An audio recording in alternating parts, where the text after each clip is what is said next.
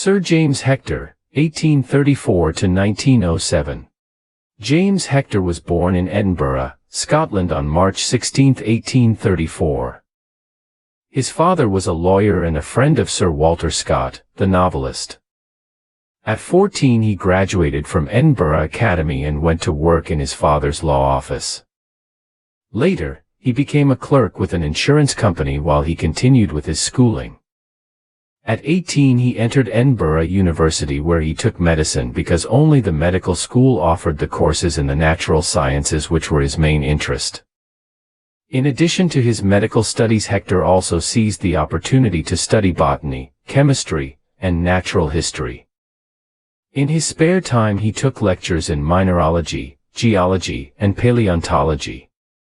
Hector spent his holidays taking part in long field trips studying plants and rocks. In 1856 he graduated as a medical doctor, but had little time to practice his new career when he was recommended as a member of the Palliser Expedition. His competence in scientific botany and special interest in geology and natural history made him an ideal choice. Also, Hector's belief in physical fitness held him in good stead for his future explorations. His peers had great respect for his moral fiber.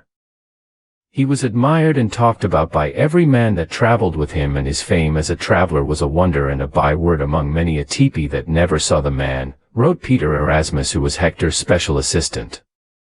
Although only in his early 20s, Hector was described as a wise and kindly man with steady good sense and a warm heart who was cheerful and had a deep sense of humor.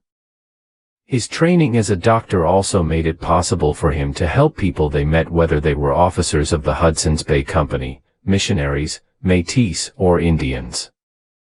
The esteem with which the Indians held him made it easier for the Palliser Expedition to conduct its work. From 1857 to 1860 Dr. James Hector traveled thousands of kilometers exploring Western Canada. He was an extremely careful and accurate observer and mapper and contributed many diagrams dealing with the geology of the country to Palliser's reports. Before returning to England, where he received the gold medal of the Royal Geographical Society, Hector made a geological examination of Vancouver Island and toured the gold fields in British Columbia, California, and northern Mexico. Although Dr. Hector's outstanding contribution to Western Canada is preserved in reports that were issued by the British government in 1865, what is not widely known is the outstanding scientific contribution he continued to make throughout his life. At the conclusion of the Palliser Expedition, Sir Roderick Impey Murchison, Director General of the Geological Survey of Great Britain and President of the Royal Geographical Society, who had earlier appointed Hector to assist Palliser, recommended him for a position in New Zealand. On January 5, 1862 he left for New Zealand to become a geologist to the province of Otago. 3 years later he became the director of the Geological Survey of New Zealand. Under his guidance the whole country was surveyed, and his work for the advancement of science was recognized in 1866 by his election to the Fellowship of the Royal Society.